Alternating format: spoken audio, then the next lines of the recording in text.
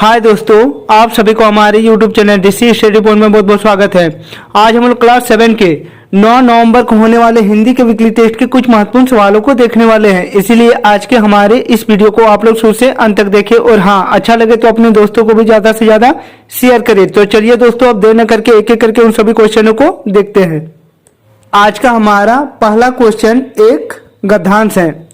सबसे पहला क्वेश्चन कह रहा है कि यह गद्यांश किस पाठ से संकलित है। पहला ऑप्शन है पद से, दूसरा एक पाती बच्चों के नाम से, तीसरा ऑप्शन है बीज से, या चौथा ऑप्शन है मुक्ति से। तो दिए गए जो गद्यांश है वह पद पाठ से ली गई है, इसीलिए इसका सही आंसर हो जाएगा ऑप्शन नंबर ए। हमारा अगला क्वेश्चन कह रहा है कि मीराबाई अपने नयनों में किसे बसाना चाहती है। पहला ऑप्शन है कृष्ण को, दूसरा राम को, तीसरा बलराम को, या चौथा ऑप्शन है इनमें से कोई नहीं। तो मीराबाई अपने नयनों में श्री कृष्ण को बसाना चाहती है, इसीलिए इसका सही जवाब है ऑप्शन नंबर ए। हमारा अगला क्वेश्चन कह रहा है कि सुधा का अर्थ है। पहला ऑप्शन है अमृत, दूसरा ऑप्शन विष, तीसरा ऑप्शन है गरल, या चौथा ऑप्शन है पानी। तो सुधा का शाब्दिक अर्थ होता है अमृत, इसलिए इसका सही जवाब है ऑप्शन नंबर ए। हमारा अगला क्वेश्चन कह रहा है कि ऊर का अर्थ है। पहला ऑप्शन है हृदय, दूसरा ऑप्शन माथा, तीसरा ऑप्शन हाथ, या चौथा ऑप्शन है पैर। तो ऊर का शाब्दिक अर्थ हृदय होता है, इसलिए इसका सही जवाब है ऑप्शन नंबर ए। हमारा अगला क्वेश्चन कह रहा है कि बछल से क्या तात्पर्य है। पहला ऑप्शन है बछड़ा, दूसरा ऑप्शन है वत्सल, तीसरा ऑप्शन है बाछा, या चौथा ऑप्शन है बाघ। तो बछल से तात्पर्य वत्सल से है, इसीलिए इसका सही जवाब है ऑप्शन नंबर बी। हमारा अगला क्वेश्चन कह रहा है कि पद कविता के कवि कौन है। पहला ऑप्शन है जवाहरलाल नेहरू, दूसरा ऑप्शन है सूरदास, तीसरा ऑप्शन है सुमित्रा नंदन पंत, या चौथा ऑप्शन है केदारनाथ अग्रवाल। तो पद कविता के कवि सूरदास हैं, इसलिए इसका सही जवाब है ऑप्शन नंबर बी। हमारा अगला क्वेश्चन कह रहा है कि कृष्ण के ताऊ कौन है। पहला ऑप्शन है नंद, दूसरा ऑप्शन है यशोदा, तीसरा ऑप्शन संतपन, या चौथा ऑप्शन है बलराम। तो कृष्ण के ताऊ बलराम थे, इसलिए इसका सही जवाब है ऑप्शन नंबर डी। हमारा अगला क्वेश्चन कह रहा है कि कृष्ण को कौन से नाम से जाना जाता है। पहला ऑप्शन मोहन, दूसरा ऑप्शन बलराम, तीसरा ऑप्शन नंद, या चौथा ऑप्शन है राम। तो श्री कृष्ण को मोहन के नाम से भी जानते हैं, इसलिए इसका सही जवाब है ऑप्शन नंबर ए। हमारा अगला क्वेश्चन कह रहा है कि जसुमती का क्या तात्पर्य है। पहला ऑप्शन है यशोदा, दूसरा ऑप्शन है सीता, तीसरा ऑप्शन है अच्छा मात, या चौथा ऑप्शन है जय सुमति। तो जसुमती का तात्पर्य यशोदा है, इसीलिए इसका सही जवाब है ऑप्शन नंबर ए। हमारा अगला क्वेश्चन कह रहा है कि पद कविता में मैया कौन है। पहला ऑप्शन यशोदा, दूसरा ऑप्शन है रुक्मणी, तीसरा ऑप्शन है सीता, या चौथा ऑप्शन इनमें से कोई नहीं। तो पद कविता में मैया यशोदा है, इसीलिए इसका सही जवाब है ऑप्शन नंबर ए।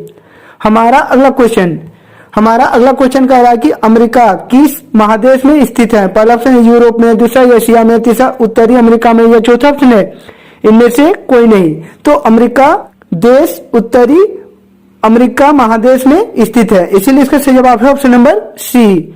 हमारा अगला क्वेश्चन नंबर 7 कह रहा है कि बच्चों को कैसा बनने को कहा गया है। पहला ऑप्शन बुद्धिमान, दूसरा ऑप्शन है मूर्ख, तीसरा ऑप्शन है आलसी, या चौथा ऑप्शन है दीर्घ सूत्री।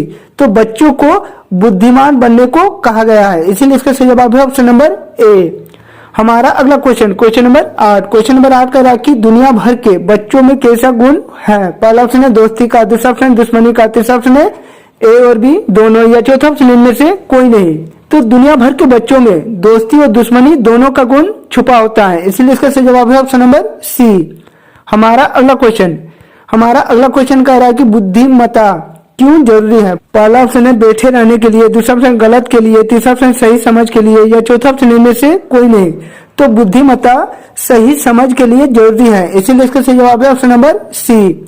हमारा अगला क्वेश्चन कह रहा है कि मीराबाई अपने नयनों में किसे बसाना चाहती है। तो इसका सही आंसर हो जाएगा कि मीराबाई अपने नयनों में श्री कृष्ण को बसाना चाहती है।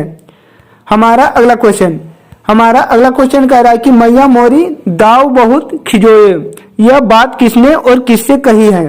तो इसका सही जवाब है यह बात श्री कृष्ण ने अपनी माता यशोदा से कही है। हमारा अगला क्वेश्चन कह रहा है कि बलराम श्री कृष्ण को चिढ़ाने के लिए क्या कहते हैं। तो इसका सही आंसर हो जाएगा कि बलराम श्री कृष्ण को चिढ़ाने के लिए कहते थे कि नंद जी गोरे, यशोदा गोरी, पर कृष्ण तू काला कैसे है? तुम्हारे माँ बाप नंद जी यशोदा नहीं है क्या? हमारा अगला क्वेश्चन कह रहा है कि मीराबाई ने किन शब्दों से नंदलाल के सलोने रूप का वर्णन किया है? तो इसका सही आंसर हो जाएगा कि मोर का मुकुट, मकड़ा आकृति का कुंडल, ललाट पर तिलक, मोहक स्वरूप, सांवली सूरत एवं नेत्र बड़े बड़े हैं, ऐसा है श्री कृष्ण का स्वरूप। उनके लाल होठों पर हरी बांसुरी एवं गले में बैजंती की माला सुबोधित है। यह रूप संतों एवं मीरा को अत्यंत सुख प्रदान करता है।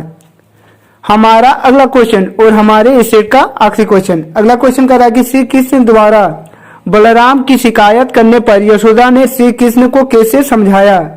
तो इसका सही आंसर हो जाएगा कि यशोदा ने कहा कि श्री कृष्ण तुम नहीं जानते हो, बलराम बालपन से ही धूर्त हैं, मैं उनके कान उमेठूंगी, मैं गायों की कसम खाकर कहती हूँ तू ही मेरा सगा पुत्र है, मैं ही तेरी सगी माता हूँ।